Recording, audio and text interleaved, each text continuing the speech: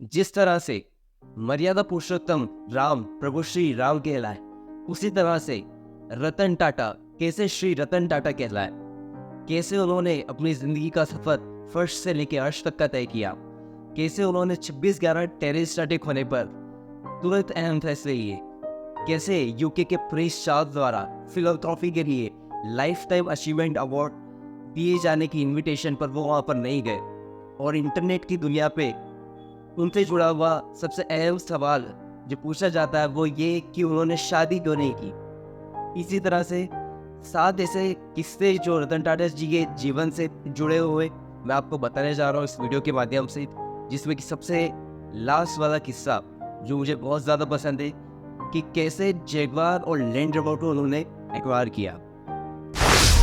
दोस्तों, मेरा नाम शिवम अग्रवाल है और मैं आज इस वीडियो के माध्यम से श्री रतन टाटा से जुड़े हुए 7 अहम किस्सों के बारे में आपको बताने जा रहा हूँ। दोस्तों, इन किस्सों के साथ साथ वो 7 बातें जो रतन टाटा जी कहते हैं अपनी लाइफ में, जो हमें सीख देते हैं, वो भी बताऊंगा कि कैसे उनकी सीख उनके एक्शन से मैच करती है।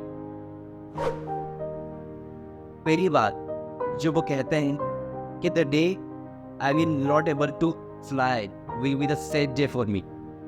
वो दिन जिस दिन मैं उड़ान नहीं भर पाऊंगा, वो दिन मेरे जीवन का दुखद दिन होगा। दोस्तों, इनके करियर की शुरुआत होती है जब वे अमेरिका से इंडिया लौटते हैं और आईबीएम में नौकरी ज्वाइन करते हैं।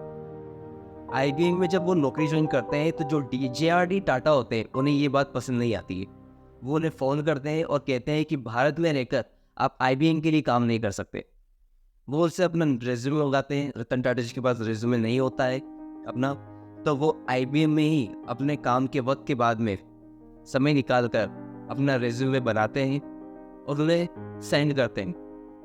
दोस्तों, जब वो टाटा ग्रुप को ज्वाइन करते हैं तो वो बहुत ही निचले स्तर से अपने काम को ज्वाइन करते हैं, अपनी नौकरी को ज्वाइन करते हैं। ऐसे निचले स्तर से जहाँ पर वर्कर्स लोग काम करते हैं, वो पैदल अपने काम पर जाते हैं, वहाँ पर लाइन में खड़े होकर कैफेटेरिया में खाना खाते हैं, वापस पैदल अपने घर लौटते हैं। हॉस्टल में रहते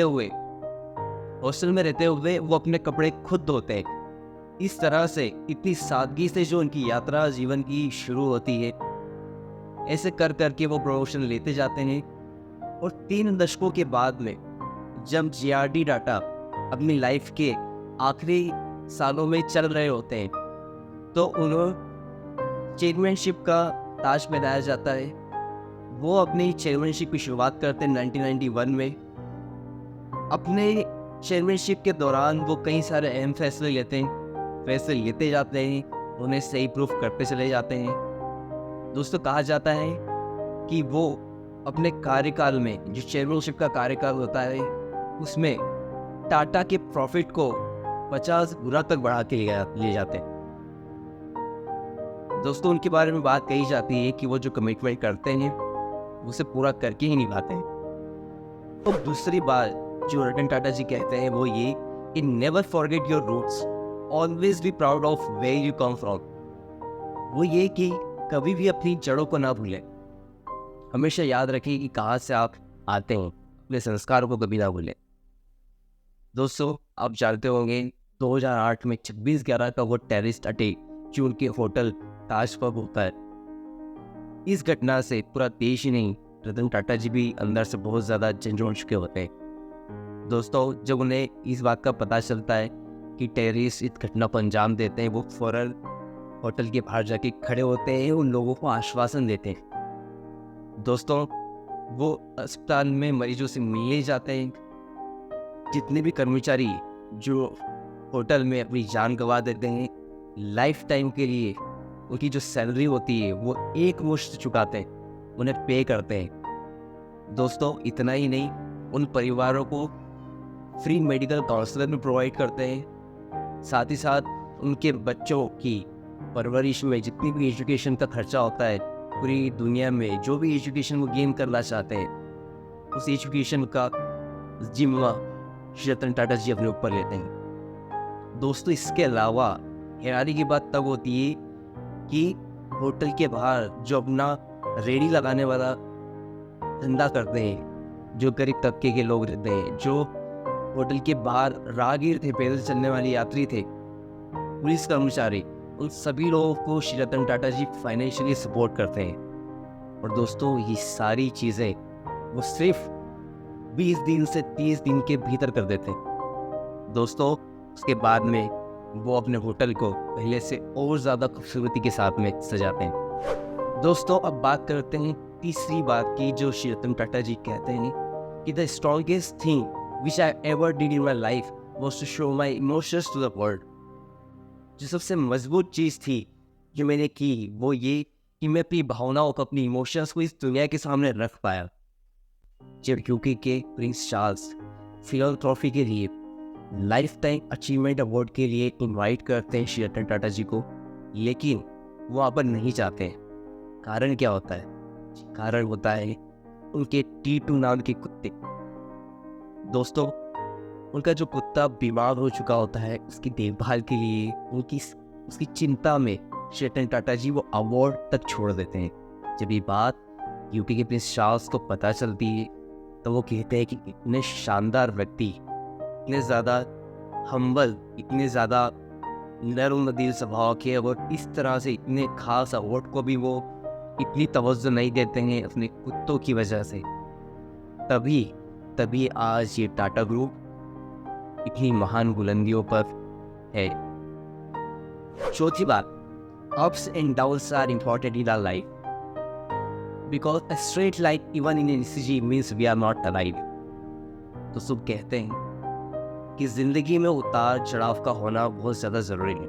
वो तुलना करते हैं ECG मशीन से कि उसमें भी यदि स्ट्रेट लाइन आ जाए तो इसका मतलब है कि हम जिंदा नहीं हैं। दोस्तों ये किस्सा है उस समय का जब वो अमेरिका में काम कर रहे हो। दोस्तों काम करने के दौरान उनकी मुलाकात एक लड़की से होती है, वो उस लड़की से प्यार करते हैं।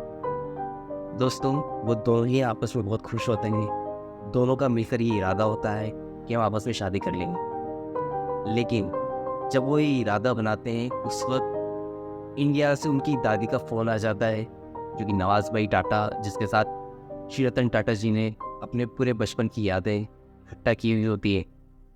दोस्तों उनकी तबीयत ठीक नहीं होती है और उन्हें फ़ौरन इंडिया आना पड़ जाता है। वो उस लड़की से कहते हैं कि आइए हम भारत सर की शादी कर लेंगे, लेकिन उस लड़की के पेरेंट्स मना कर देते हैं क्योंकि उस दौरान इंडो चाइना वॉर चल रहा होता है। दोस्तों जब श्री रतन टाटा जी दादी के आखिरी दिनों में रहते हैं, उसके बाद जब वो अमेरिका वापस लौटते हैं तब वो देखते हैं कि वो लड़की की शादी हो चुकी है किसी और से। दोस्तों ये जानकर उन्हें बहुत ज़्यादा धक्का लगता है और वो बहुत ज़्यादा दिल टूटने का महसूस करते हैं। दोस्तों वो एक इंटरव्यू के दौरान बताते हैं कि 4 बार उनकी लाइफ में ऐसे मौके आए जब उन्हें प्यार हुआ, लेकिन उन्होंने शादी नहीं करी। किसी न किसी कारण से वो उनकी शादी नहीं हो पाई। दोस्तों वो कमिटमेंट के इतने पक्के होते हैं, जब हमने अमेरिका वाली जिस लड़की का किस्सा सुनाया वो उससे कमिट कर चुके थे कि वो शादी करेंगे तो उसी से करेंगे। उस लड़की ने तो कमिटमेंट नहीं निभाया, लेकिन श्री रतन टाटा जी ने वो कमिटमेंट पूरे ज़िंदगी भर निभाया। तो दोस्तों ऐसे है श्री रतन टाटा जी, और ये है उस सवाल का जवाब कि श्री रतन टाटा जी ने शादी क्यों नहीं की। दोस्तों 5वीं बात जो श्री रतन टाटा जी कहते हैं वो ये कि power and wealth are not two of my main stakes. कहते हैं कि पावर और वेल्थ, दौलत, दोनों ही मेरे लिए महत्वपूर्ण नहीं है। एक बार की बात है जब श्री रतन टाटा जी अपने कुछ सीनियर ऑफिशियल्स के साथ में मुंबई से नासिक की ओर जाते हैं। उस दौरान बीच में क्या होता है कि उनका टायर पंचर हो जाता है। अब टायर पंचर हो जाता है तो उनके साथ ही जो ऑफिशियल्स रहते हैं वो गाड़ी से उतर के आइट साइड में टहलने चल जाते हैं। कोई डक्के पे चाय पी रहा है, कोई क्या कर रहा है। उन लोगों को फिर अचानक से ख्याल आता है कि श्री रतन टाटा जी कहाँ हैं। दोस्तों वो देखते हैं, इधर उधर नजरें घुमाते हैं, वो ये पाते हैं कि श्री रतन टाटा जी अपनी बाइक को ऊंचा कर अपनी जो टाई है उसको कंधे पे डालकर उस ड्राइवर की मदद करते हैं टायर बदलवाने में। वो लोग दौड़ कर वहाँ जाते हैं। वो कहते हैं कि अरे आप श्री रतन टाटा जी आप ऐसा क्यों कर रहे हैं, वो कर लेगा, ये उसका काम है। पर नहीं, वो क्या कहते हो कि यदि इसके और मेरे दोनों के साथ से यदि 20 मिनट का काम 10 मिनट में हो जाता है तो जहाँ मीटिंग करने के लिए जा रहे हैं वहाँ मुझे 10 मिनट का समय और मिल जाएगा। तो दोस्तों ये बताते हैं, इनका ये कहना होता है कि loss of time is equal to loss of money. छठी बात दोस्तों, वे कहते हैं कि never underestimate the power of kindness, empathy and compassion in your interaction with others. कहते हैं कि कभी भी अपनी बातचीत के दौरान सहानुभूति को, करुणा को और दयालुता को कम ना आके। दोस्तों बात है कि एक बड़े कॉलेज की 25th एनिवर्सरी के दौरान उन्हें इनवाइट किया जाता है, वो वहाँ पहुँचते भी हैं। लेकिन जब वहाँ पहुँचते हैं तो कई सारे यूथ्स की भीड़ वहाँ पर जमा हो जाती है और सभी लोग धक्का मुक्की करने लग जाते हैं कि पहले मैं मिलूँगा, सब आगे जाने की होड़ में रहते हैं। उस दौरान एक लड़की होती है, वो वहाँ पर गिर कर चोट खा बैठती है। दोस्तों इसी सिचुएशन को देख के वो कहते हैं कि आप चिंता मत करिए, मैं आपसे मिलकर ही जाऊँगा, क्योंकि प्रोग्राम का समय हो चुका होता है। सभी लोग मान जाते हैं। दोस्तों प्रोग्राम को पूरा होने में काफ़ी वक्त लग जाता है, तय समय से थोड़ा सा ज़्यादा समय हो जाता है और वहीं श्री रतन टाटा जी की फ्लाइट भी छूटने वाली होती है। तो प्रिंसिपल्स कहते हैं कॉलेज के कि आप वहाँ जाइए, आपकी फ़्लाइट मिस हो जाएगी। लेकिन वो मना कर देते कि नहीं, मैं बच्चों से मिले बिना नहीं जाऊँगा, मैंने उन्हें कमिटमेंट दिया था। दोस्तों फिर से वही बात साबित होती है जिस तरीके से श्री राम की रघुकुल की रीत जो होती है, अपने बात सुनी हुई कि रघुकुल रीत सदा चली आई, प्राण जाए लेकिन वचन न जाए। इस बार फिर से श्री रतन टाटा जी इस बात को प्रूव करते हैं कि कमिटमेंट मैं पूरा करके ही रहूँगा, यदि मैंने कर दिया है तो होता भी वैसा ही है। दोस्तों बात करते हो सबसे आखिरी किस्से की। दोस्तों ये मुझे बहुत ज़्यादा पसंद है और मुझे यकीन है कि आपको भी ये कहानी, ये किस्सा श्री रतन टाटा जी का बहुत ज़्यादा पसंद आने वाला है। उससे पहले हम ये बात सुनते हैं कि क्या कहते हैं श्री रतन टाटा जी। दोस्तों ये कहते हो कि I don't believe in taking right decisions, I take decisions and make them right. मैं कभी भी सही गलत देखकर फैसले नहीं लेता, मैं फैसले लेता हूँ और उस फैसले को सही साबित करके दिखाता हूँ। दोस्तों बात है 1998 की, जब टाटा कमर्शियल व्हीकल्स में अपना नाम बना चुकी होती है और श्री रतन टाटा जी का ये ड्रीम सपना रहता है, ड्रीम प्रोजेक्ट रहता है कि वो पूरे तरीके से इंडिया में बनी हुई कार मैन्युफैक्चर करें और उसे मार्केट करें। वही करते हैं कि कई सालों की मेहनत से, कई सारा पैसा लगा के, कई सारी एनर्जी को इन्वेस्ट करके वो टाटा इंडिका लॉन्च करते हैं 1998 के अंदर। दोस्तों एक साल के अंदर ही वो कार बुरी तरह से फ्लॉप हो जाती है। ऑटो एक्सपर्ट्स कई सारा क्रिटिसाइज करते हैं, उन्हें बहुत कुछ सुनना पड़ता है क्योंकि ये सपना उनका रहता है। उनकी इच्छा होती है कि इस कार को लॉन्च करें, इतना पैसा इन्वेस्ट करें। इन्वेस्टर्स भी काफ़ी नाराज़ होते हैं, उनके साथ ही नाराज़ होते हैं और उन्हें बताते हैं कि आप इस कंपनी को बेच दीजिए। इतना नुकसान हो जाता है तो उसे मजबूरन इस कंपनी को बेचने का फैसला लेना पड़ता है। इस फैसले को जानने के बाद में फोर्ड कंपनी इस कंपनी को खरीदने का इंटरेस्ट शो करती है। श्री रतन टाटा जी अपने इन्वेस्टर्स के साथ में, अपने साथियों के साथ में जाते हैं, बिल फोर्ड्स के साथ में मीटिंग करते हैं। लंबी मीटिंग चलने के दौरान वो फैसला नहीं लेते हैं बेचने का। क्यों नहीं लेते हैं, अब जानिए इस बात को। दोस्तों मीटिंग के दौरान क्या होता है, बिल फोर्ड जी होते हैं जो, वो श्री रतन टाटा जी को ताना देते हैं कि जब तुम्हें आइडिया नहीं है, जब तक नॉलेज नहीं है इस बिजनेस को करने का, कार बनाने का इतना नॉलेज नहीं, तो क्यों इतना सारा पैसा इन्वेस्ट कर दिया।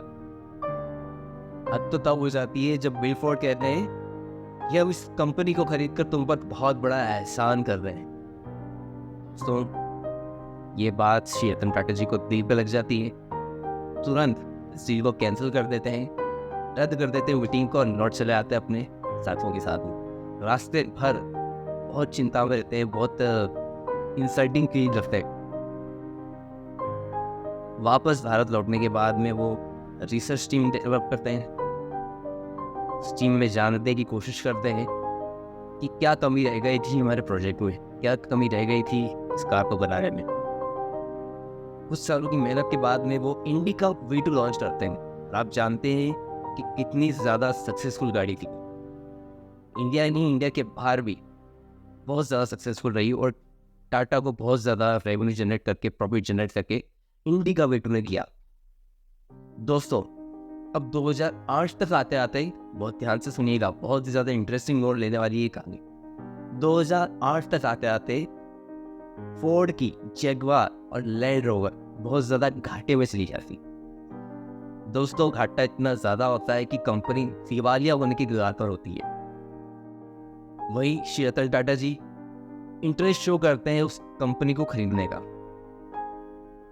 जिस तरीके से श्री रतन टाटा अपने साथियों के साथ बिल फोर्ड के ऑफिस में पहुंचे थे इस डील को करने के लिए कि वो अपनी कंपनी को बेचेंगे, उसी तरीके से बिल फोर्ड अपने साथी इन्वेस्टर्स के साथ में इंडिया आते हैं। इंडिया के बॉम्बे हाउस में उनकी मीटिंग चलती है और मीटिंग के दौरान ये फैसला लिया जाता है कि श्री रतन टाटा जी उनकी कंपनी को खरीदेंगे।